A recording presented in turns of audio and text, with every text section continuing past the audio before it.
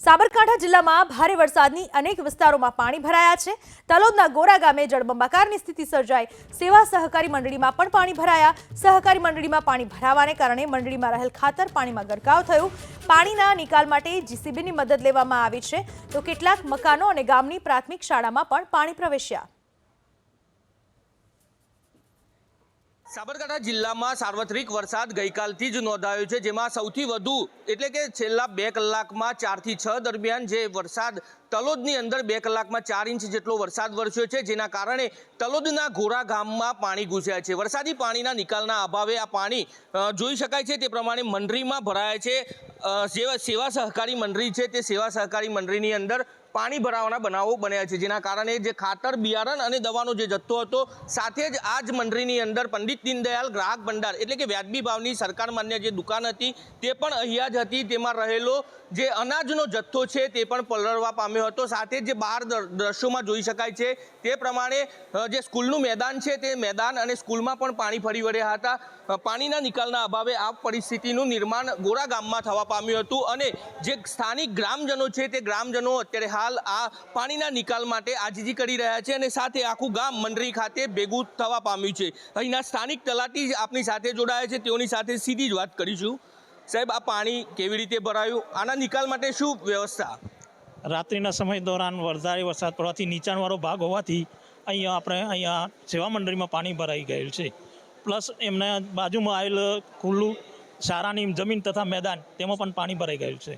એના નિકાલ માટે અમે ઉપર તાલુકા વિકાસ અધિકારી સાહેબને રિપોર્ટ કર્યો અને એના લીધે એમને જીસીબીથી પાણીનો નિકાલ કરવાનો અમને જાણ કરી। તે છતાં પાણીના નિકાલ માટે કોઈ રસ્તો નીકળતો નથી। એના પર જીસીબીથી શક્ય નથી પાણીનો નિકાલ કરવો। એ માટે ડિઝાસ્ટરના મતલબ ચેરમેન સાહેબને ડિઝાસ્ટરને જાણ કરી અને પાણીના નિકાલ માટે ચર્ચા કરવામાં આવી। મંડળીના ચેરમેન છો આપ, કયા પ્રકારનો જથ્થો પાણીમાં ખરાબ થયો છે આ બાબતે આપી રજૂઆત કરી કોઈ જગ્યાએ, અને પાણીના નિકાલની શું વ્યવસ્થા? અમે કલેક્ટરમાં મામલતદારમાં જાણ કરી, ત્યાર પછી અહીં અમારા જે ધારાસભ્ય છે એમને જાણ કરી, લોકસભા સંસદ સભ્યને જાણ કરી છે, મામલતદારને ટીડીઓ સાહેબને જાણ કરી છે, તલાટી સાહેબને જાણ કરી છે। તલાટી સાહેબ આવ્યા, બાકીનું કોઈ આવ્યું નથી હજી। અને પાણીનો નિકાલ કરવા માટેની જ વ્યવસ્થા નહીં કરવાની છે, કારણ કે અમારો જથ્થો મંડળીની અંદર લગભગ 2-2.5 ફૂટ જેવું પાણી ભરાયેલું છે, અને તાત્કાલિક નિકાલ થાય એવું અમે ઈચ્છીએ છીએ। દાદા, આપ તો ઘણા ઉંમરલાયક છો, આવો વરસાદ ક્યારેય જોયો હતો? આ પાણી પહેલીવાર ભરાયું કે અગાઉ પણ આ પરિસ્થિતિ હતી? 2007ની અંદર આ રીતે પાણી ભરાયું હતું અને આ રીતે મંડળીની અંદર નુકસાન થયેલું। ત્યાર પછી એ બધી વ્યવસ્થા કરેલી, છતાં પણ એ પાણી આ પાછળથી મેં બંધ કર્યું એટલે આગળના દરવાજા થઈને અંદર પાણી ઘૂસ્યું અને આખા મંડળીની અંદર ચારે બાજુ પાણી ફરી વળ્યું છે। કેટલું નુકસાન અંદાજે? લગભગ 4 લાખ જેવું નુકસાન અમને થયું છે। તો જે પ્રકારે જે ગ્રામજનો કહી રહ્યા છે તે પ્રમાણે મંડળીની અંદર રહેલો 4 લાખ કરતાં વધુ રકમનો જે માલ હતો તે માલ ખરાબ થઈ ચૂક્યો છે। સાથે જ જે શાળાનો જે ગેટ છે, ગેટ અને જે પરિસ્થિતિ બીજી પણ બતાવવાનો પ્રયત્ન કરીશ। જે પાણી ભરાયું છે, પાણીના નિકાલ માટે હાલ તો ગ્રામજનો અને તલાટી દ્વારા બહાર જેસીબીની મદદ વડે આ પાણીનો નિકાલ કરવાની શરૂઆત કરી દીધી છે, પરંતુ જે પ્રકારે આ પાણી ભરાયું છે તેનો નિકાલ અત્યારે હાલ શક્ય ન હોય તેવું પણ કહેવામાં આવી રહ્યું છે। ડિઝાસ્ટર મેનેજમેન્ટને પણ જાણ કરી દેવામાં આવી છે, પરંતુ હજુ સુધી કોઈ તંત્રના અધિકારી પદાધિકારી અત્યારે હાલ અહીં જોવા મળી રહ્યા નથી, જેને લઈને જે ગ્રામજનો છે તે ગ્રામજનો રોષે ભરાયેલા જોવા મળી રહ્યા છે। દર્શન પટેલ, એબીપી અસ્મિતા, સાબરકાંઠા। અત્યારે જે આ બનાવનું સ્થળ છે એ ગોરા ગામની સહકારી મંડળીનું સ્થળ છે અને એના આજુબાજુ પણ અહીંયા રહેણાંકના મકાનો છે, ગરીબ લોકોના। કેટલાક આ લોકો આજુબાજુના ઘરોમાં પણ પાણી ઘૂસી ગયું છે। આ જગ્યા નીચાણવાળો વિસ્તાર છે અને આ નીચાણવાળા વિસ્તારમાં જો માટીનું પુરાણ થાય એટલીસ્ટ 7-8 ફૂટ જેટલું, તો જ આમાં કાયમી પ્રશ્નનું સોલ્યુશન આવે, અથવા તો ડ્રેનેજ સિસ્ટમ ઊભી થાય અંડરગ્રાઉન્ડ, તો જ આ પાણીનો નિકાલ થાય। આજના પ્રશ્નના નિકાલ માટે કલેક્ટર ડિઝાસ્ટરમાંથી ફાઇટર મશીન મોકલવું જોઈએ અને ફાઇટર મશીનથી આ પાણી ખેંચી અને 500 ફૂટ પાઇપલાઇન દ્વારા, રબરની પાઇપો દ્વારા આ પાણીનો બાજુમાં વહેરો છે ત્યાં નિકાલ થાય તો જ શક્ય બનશે। બાકી આ જેસીબીઓથી કદાચ રાતે વરસાદ આવશે તો વધુ પાણી સીમનું અહીંયા આવશે। તલાટી જ નથી આપતા, હવે તો કહેવાનો પ્રશ્ન જ છે, કારણ કે લોકોને કે આવું છું કંઈ જતા રહેવાનું, 4 દાડે આવવાનું। તલાટી પૂરતો સમય હાજર રહેતા નથી। તલાટીની વિરુદ્ધ ગામ લોકોની રજૂઆત છે। આ વિશે વધુ વાત કરવા આપણી સાથે મામલતદાર જેનિલ શાહ જોડાઈ ચૂક્યા છે। જર્નેલજી, સાબરકાંઠામાં જે રીતના પાણી ભરાયા, ખાતર પણ પલળી ગયું, કઈ રીતની કામગીરી? નમસ્કાર. એકચ્યુઅલી આજ સવારે 4 થી 6 ના સમયમાં 4 ઇંચ ઉપર એટલે કે 92 mm જેટલો વરસાદ પડ્યો અને ત્યાર પછી બી ધીમો ધીમો વરસાદ ચાલુ હતો. અને હાલ આ જે જગ્યાની વાત છે સવાલવાડી ગોરા ગામમાં, એમાં આખા ગામ નહીં પરંતુ એ જે મંડળી જ્યાં છે થોડાક નીચાણના વિસ્તારમાં છે, એટલે ત્યાં પાણી ભરાવાનો પ્રશ્ન થયો છે. મને સવારે જાણ થઈ હતી. આપણી ટીમ તે એક્ટિવ છે. હાલ જેસીબી દ્વારા આપણે કાચી નહેર બનાવીને પાણીનો નિકાલ કરવાનો પૂરો પ્રયત્ન ચાલે છે.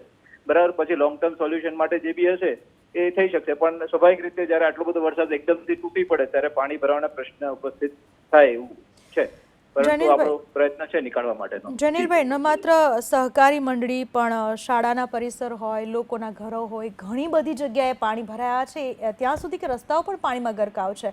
અને તમે હવે વાત કરો છો કે નક્કર કામગીરી, પણ આ તો પહેલાથી જ ખબર હશે કે આટલા વરસાદમાં પાણી ભરાય જ છે, તો પહેલાથી કોઈ કામગીરી કેમ ના કરાય? સોરી? ન માત્ર સહકારી મંડળી પણ શાળાઓ, લોકોના ઘરો, દરેક જગ્યાએ પાણી ભરાયા છે, તો પાણીના નિકાલની વ્યવસ્થા પહેલેથી કેમ નથી કરવામાં આવી? એ પાણીની નિકાલની વ્યવસ્થા થતી જ હોય છે, પણ સ્વાભાવિક વસ્તુ જ્યારે પાણીનો વરસાદ એકદમથી ફ્લો વધે એટલે થોડું પાણી ભરાય અને લાંબો સમય માટે ટકે ને એ નીકળી જાય તરત ધીમે ધીમે. કારણ કે જે બી એક્ઝિટનો એનો ઓપ્શન હોય એ લિમિટેડ ઓપ્શન હોય. એકદમથી એટલો બધો ઓપ્શન ના હોય કે તરત ને તરત પાણી નીકળે. ધીમે ધીમે એરિયો જે છે એ પાણીનો સ્તર જેમ જેમ વરસાદ અટકે એટલે એરિયો નિકાલ થઈ જાય. જયનીલભાઈ, આભાર આપનો અમારી સાથે વાત કરવા બદલ. વાત ભલે ગમે તે થાય પણ પાણીના નિકાલની પૂરતી કામગીરી નથી કરવામાં આવી, એ વાત એટલી જ હકીકત છે ને એટલા માટે જ આ પાણી ભરાયા છે. તલોદના ગોરા ગામમાં ભરાયા છે ઢીંચણસમા પાણી. આંગણવાડી પ્રાથમિક શાળાના પરિસરમાં વરસાદી પાણી ભરાયા. મધ્યાહન ભોજન ખંડમાં પણ વરસાદી પાણી ભરાયા. મધ્યાહન ભોજન અને આંગણવાડીમાં રહેલ અનાજનો જથ્થો પલળી ગયો. બાળકો માટે પ્રાથમિક શાળા અને આંગણવાડીમાં રજા જાહેર કરવામાં આવી. હવામાન વિભાગની આગાહી અનુસાર સાબરકાંઠા જિલ્લામાં ગત રાત્રિથી જ સાર્વત્રિક વરસાદ નોંધાયો હતો, જેમાં સૌથી વધુ વરસાદ તલોદ તાલુકા અને પંથકમાં વરસ્યો હતો. સવારે 4 વાગ્યાથી લઈ 6 વાગ્યા સુધીમાં એટલે કે 2 કલાકની અંદર 4 ઇંચ જેટલો વરસાદ વરસવાને કારણે જે નીચાણવાળા વિસ્તારો હતા તે નીચાણવાળા વિસ્તારોમાં પાણી ભરાવાના બનાવો સામે આવ્યા હતા. તલોદ તાલુકાના ગોરા ગામની જો વાત કરવામાં આવે તો ગોરા ગામ જળમગ્ન થયું હોય તેવા દ્રશ્યો અત્યારે હાલ જોઈ શકાય છે. ગોરા ગામની પ્રાથમિક શાળામાં પણ પાણી ભરાવાના કારણે હાલ તો પ્રાથમિક શાળામાં શિક્ષકો ઉપસ્થિત છે, પરંતુ જે વિદ્યાર્થીઓ છે તે વિદ્યાર્થીઓ જોવા મળી રહ્યા નથી. ગોરા ગામની પ્રાથમિક શાળાના જે રૂમો છે ત્યાં રૂમ સુધી પાણી હતું, ઘણું ઓસરી ચૂક્યું છે. સાથે જ દ્રશ્યોમાં જોઈ શકાય છે તે પ્રમાણે જે ગામનું મેદાન છે તે મેદાનમાં પણ ઢીંચણ સમા પાણી અત્યારે હાલ જોવા મળી રહ્યા છે. સ્થાનિક તંત્રને રજૂઆત કરવા છતાં સ્થાનિક તંત્રના કોઈ પણ અધિકારી પદાધિકારી હાલ ગોરા ગામની મુલાકાતે આવ્યા નથી. માત્ર તલાટી દ્વારા અત્યારે હાલ પાણીનો નિકાલ જેસીબી દ્વારા કરવામાં આવી રહ્યો છે, પરંતુ તે શક્ય ન હોવાનું પણ ગ્રામજનો અત્યારે હાલ કહી રહ્યા છે. જોકે અત્યારે હાલ ગોરા પ્રાથમિક શાળામાં એક પણ બાળક હાજર નથી. વિદ્યાર્થીઓ આ પાણી ભરાવાના કારણે આવ્યા નથી. જોકે જે શાળાનો સ્ટાફ છે તે હાજર જોવા મળી રહ્યો છે. દર્શન પટેલ, એબીપી અસ્મિતા, સાબરકાંઠા.